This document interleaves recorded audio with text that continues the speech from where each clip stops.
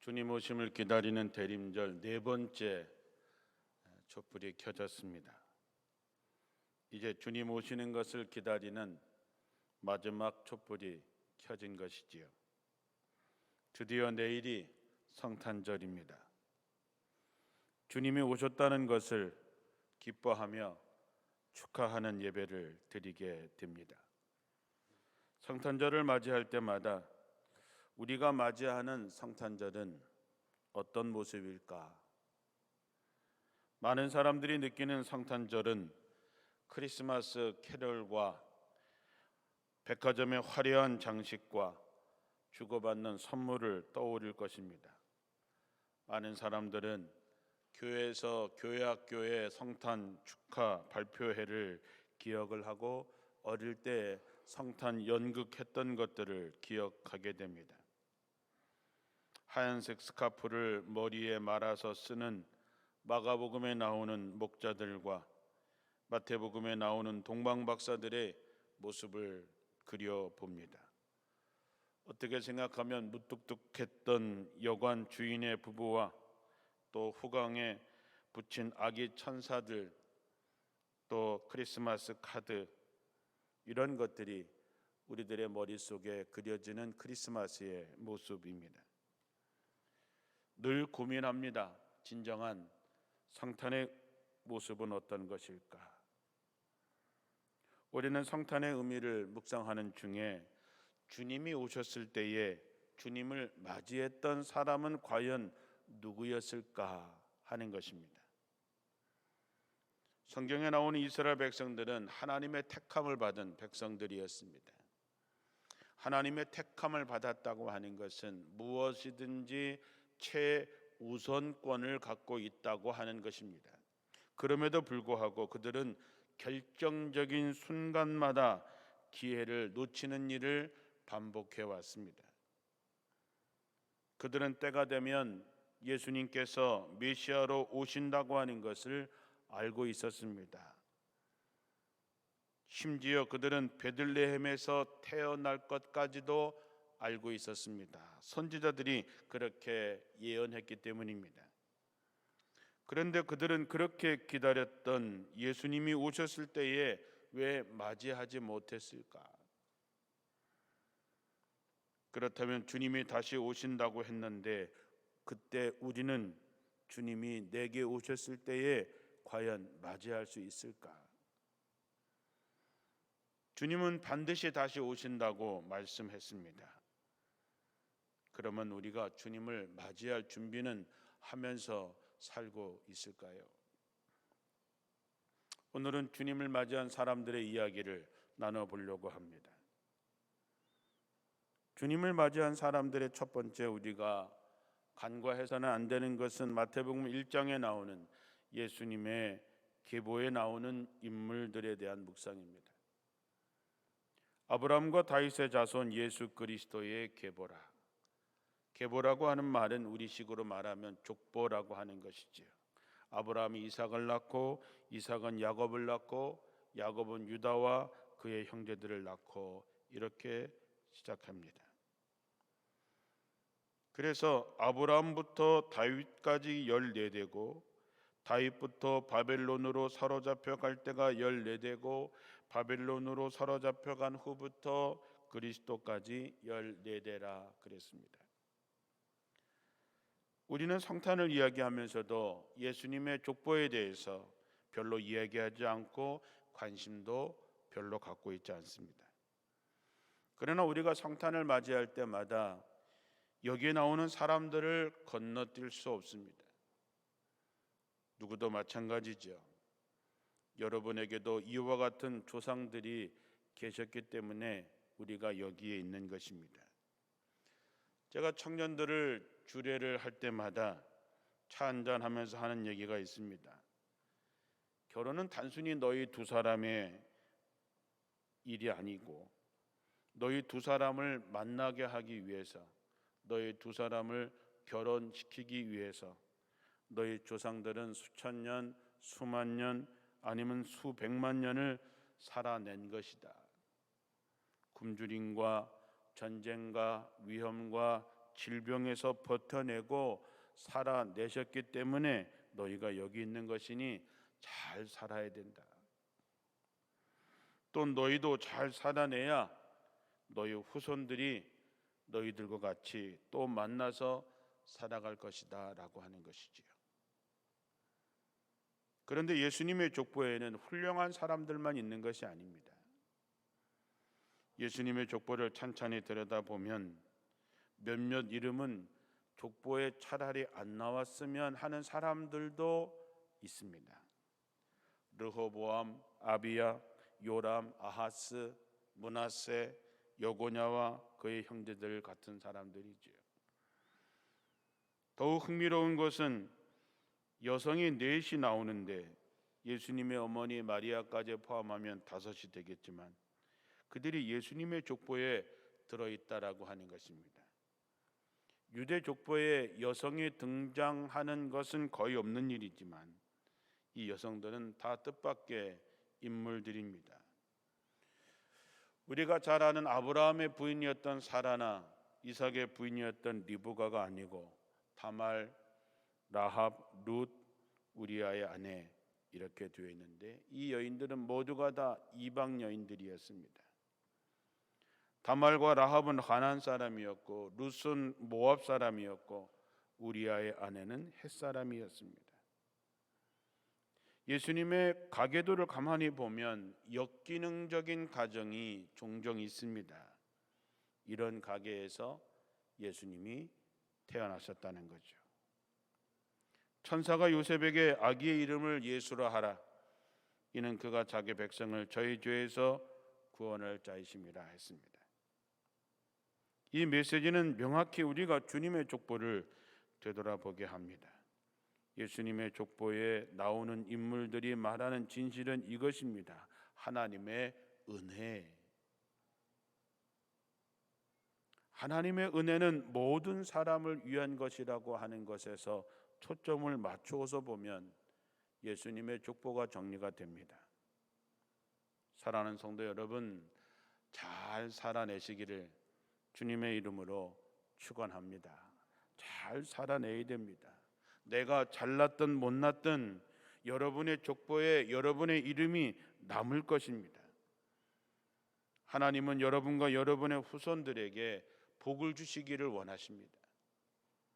그리고 그 복이 자손 만대에 이어가기를 원하십니다. 족보는 이어 달리기와 같습니다. 끝까지 잘 달리셔야 됩니다. 여러분도 언젠가 여러분의 후손들이 여러분의 가정의 족보를 말할 때에 어떤 조상으로 기억될 것인지를 생각하시고 다른 무엇보다도 자랑스러운 믿음의 조상들이 되시기를 주님의 이름으로 축원합니다. 예수님을 맞이했던 사람들의 첫 번째는 하늘을 보고 별을 따라온 동방박사들이었습니다. 동방박사들은 하늘을 보고 별을 연구하며 사는 사람들이었습니다. 그들에게 어느 날 평소에 볼 수 없었던 새로운 밝은 별이 나타났고 그들은 이 별의 어떤 의미인지 알고 그 별을 따라서 베들레헴까지 와서 아기 예수님을 만납니다. 참 아이러니한 것은 유대인들은 언젠가 메시아가 오실 거라는 선지자들의 예언을 알고 있었습니다. 그것도 메시아가 태어날 곳이 베들레헴이라고 하는 것까지 알고 있었지만 정작 그들은 예수님이 메시아로 오셨지만 그들은 예수님을 맞이하지 못했다는 것이죠.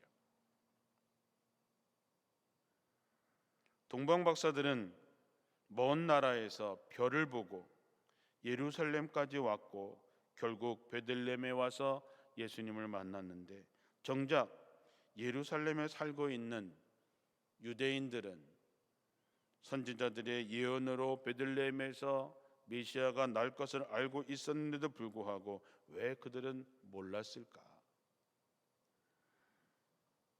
그것은 그들이 어디를 보고 사느냐에 달려 있는 것입니다.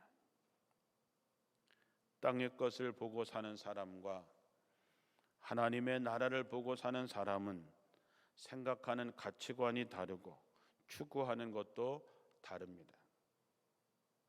하늘을 보고 사는 사람들은 하나님의 사인을 볼 수 있지만 땅의 것만 보고 사는 사람은 하나님의 인도하심을 볼 수 없습니다. 하나님을 바라보고 사는 사람은 구름 기둥과 불 기둥을 보며 살지만 땅에만 쳐다보는 사람은 구름 기둥과 불 기둥을 보지를 못합니다. 예수님도 하늘의 징조를 보라고 하시지만 땅의 것만 보고 사는 사람들은 그 징조를 보지 못합니다. 성경에는 바라봄의 법칙이라고 하는 것이 있지요. 무엇을 바라보고 사는가가 그의 인생을 결정하는 것입니다. 사랑하는 성도 여러분, 모든 것은 하나님께로부터 옵니다. 창세기 49장 25절에 내 아버지 하나님께로 말미암나니 그가 너를 도우실 것이요 전능자로 말미암나니 그가 내게 복을 주실 것이라. 위로 하늘의 복과 아래로 깊은 샘의 복과 젖먹이는 복과 태의 복이로다. 모든 복은 하나님께로부터 옵니다. 하나님이 도우실 것이고 하나님께서 주신다 하셨습니다. 고린도후서 5장 18절에도 모든 것이 하나님께로부터 난다 했습니다. 그가 그리스도로 말미암아 우리를 자기와 화목하게 하시고 우리에게 화목하게 하는 직분을 주셨다 얘기합니다. 요한일서 5장 4절에도 무릇 하나님께로부터 난 자마다 세상을 이기느니라. 세상을 이기는 승리는 이것이니 우리의 믿음이니라. 골로새서 3장 2절에도 위의 것을 생각하고 땅의 것을 생각하지 말라 했습니다. 사랑하는 성도 여러분, 하나님을 바라보고 사는 여러분들이 되시기를 주님의 이름으로 축원합니다. 하나님을 바라보고 사는 사람은 하나님의 사인이 무엇인지 압니다. 하나님의 인도하심이 어떤 것인지 압니다. 구름 기둥과 불 기둥이 어떻게 움직이는지를 봅니다. 하나님을 바라보고 사는 사람은 하늘의 보화를 쌓습니다. 하나님의 나라와 그 의가 그에게는 먼저입니다. 그러나 땅을 보고 사는 사람은 이 땅에서 으뜸이 되고자 합니다. 이 땅에서 누리고자 합니다. 이 땅에서 얻으려고 합니다. 그러니 주님 오셔도 맞이할 수 없는 것이죠. 하나님을 바라보고 사는 사람은 주님을 맞이할 수 있습니다. 구름 기둥과 불 기둥을 봅니다. 그러나 땅을 바라보고 이 땅에서 누리려고 하는 사람은 주님이 지금 오셔도 여전히 맞이하지 못할 것입니다. 하늘의 보화를 쌓아두는 여러분들이 되시기를 축원합니다. 두 번째, 주님을 맞이했던 사람들은 깨어 있던 사람들입니다. 누가복음 2장 8절에 보면 그 지역의 목자들이 밤에 밖에서 자기 양떼를 지키더니 주의 사자가 나타나서 그들에게 큰 기쁨의 소식, 메시아의 탄생을 알려줍니다. 모두가 잠든 시간에 들에서 자기 양떼를 지키느라 깨어있던 목자들에게 천사가 나타났다는 것은 큰 의미가 있습니다. 당시 목자들은 가장 보잘것없는 사람들입니다. 가장 가난하고 천한 사람들이죠. 그러나 그들은 주어진 양떼를 지켜내다 깨어 있었기 때문에 천사들이 그들에게 나타난 것이죠. 성경은 우리에게 끊임없이 깨어 있으라고 말합니다. 마태복음 24장 42절에 그러므로 깨어 있으라, 어느 날에 너희 주가 임할는지 너희가 알지 못하느니라. 마태복음 26장 41절 시험에 들지 않게 깨어 기도하라 말씀합니다. 마가복음 13장 33절에도 주의하라, 깨어 있으라, 그때가 언제인지 알지 못함이라 그랬습니다. 에베소서 6장 18절에도 모든 기도와 간구로 하되 항상 성령 안에서 기도하고 이를 위하여 깨어 구하기를 항상 힘쓰라고 말씀했습니다. 여러분, 깨어 있는 사람, 영적으로 깨어 있는 사람이 주님을 맞이할 수 있습니다. 주님을 맞이할 수 있다고 하는 것은 하나님께서 우리에게 기회를 주시고 하나님께서 우리를 만나 주시고 하나님께서 우리에게 응답하시는 것이 어떤 것인지를 깨닫게 된다는 것입니다. 하나님은 구하는 자에게 응답하십니다. 그런데 그 응답을 알지 못합니다. 주님 오셨는데 맞이하지 못했다는 것이지요. 사랑하는 성도 여러분, 깨어 있어야 주님을 맞이할 수 있습니다.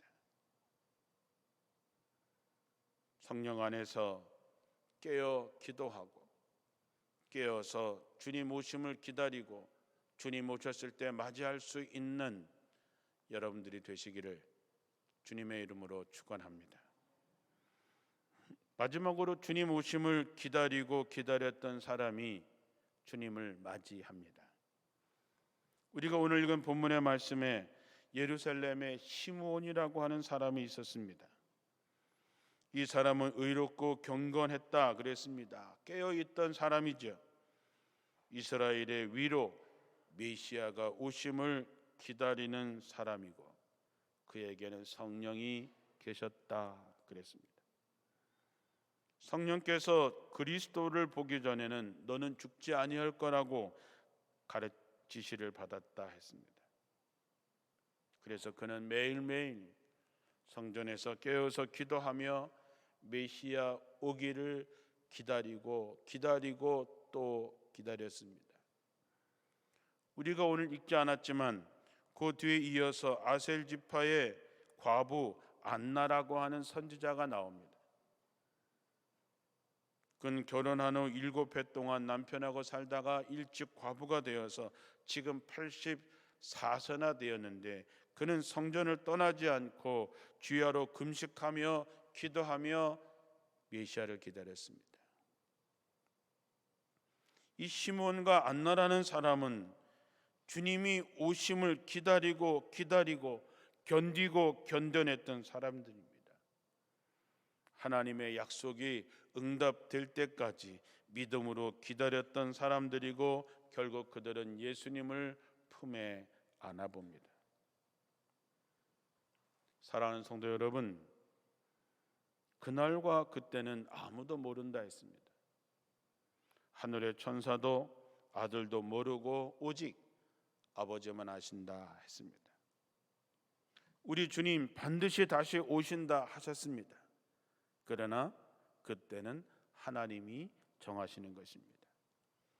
기도의 때도 마찬가지입니다. 기도하면 되는 것이지 기도의 때를 내가 정하는 것이 아니라 하나님이 때에 응답하시는 것입니다. 분명한 것은 하나님은 구하는 자에게 응답해 주시고 가장 좋은 것을 주신다는 것을 믿고 기다리고 또 기다리고 견디면 되는 것입니다. 시므온에게 그가 주 그리스도를 보기 전에는 죽지 아니하리라는 성령의 지시를 받았다 했습니다. 그는 그것을 믿고 주님의 오심을 기다리다가 주님을 만난 것입니다. 사랑하는 성도 여러분, 포기하고 싶을 때가 있으십니까? 지금 실망하실 일이 있으십니까? 믿음으로 깨어서 기도하며 기다릴 때 하나님께서는 가장 좋은 것으로 응답하실 줄로 믿습니다. 갈라디아서 6장 7절 이하에 자신을 속이지 마십시오. 하나님은 조롱을 당하지 않으십니다. 사람이 무엇을 심든지 심은 대로 거두는 법입니다. 자기의 육체를 위해 심는 사람은 그 육체에서 썩어질 것을 거두고 성령을 위해 심는 사람은 성령님에게서 영원한 생명을 거둘 것입니다. 선한 일을 행하다가 낙심하지 마십시오. 포기하지 않는다면 반드시 거둘 때가 올 것입니다. 그러므로 기회 있을 때마다 모든 사람에게 선한 일을 하고 특별히 믿는 성도들에게 더욱 그렇게 하십시오. 우리가 낙심하지 말라는 것입니다. 때가 이르면 거둡니다. 때가 되면 반드시 응답하십니다. 사랑하는 성도 여러분, 주님 오신다 하셨습니다. 반드시 다시 오신다 하셨습니다. 그때 주님을 맞이할 수 있는 여러분들이 되시기를 주님의 이름으로 축원합니다. 하나님만 바라보십시오. 모든 도움은 하나님께로부터 온다 했습니다. 적어도 우리가 하나님을 믿는 사람이라면 하나님께 구하시고 하나님만 바라보십시오. 하나님께서 보여주시는 구름 기둥과 불 기둥을 보시고 그의 인도하심을 따라갈 때에 광야 같은 세상을 이겨내고 가나안에 도착하게 될 것입니다. 하나님의 나라를 준비하시고 하늘의 상을 바라보십시오. 날마다 기도하며 깨어있기를 축원합니다. 그리고 주님을 사모하며 기다리고 여러분의 기도가 응답되기를 기다려서 주님 오셨을 때에 주님을 맞이하시고 하나님의 응답을 받고 하나님의 영광을 드러내는 진정한 그리스도인이 되기를 주님의 이름으로 축원합니다. 마라나타, 주님 오십니다. 기도하겠습니다.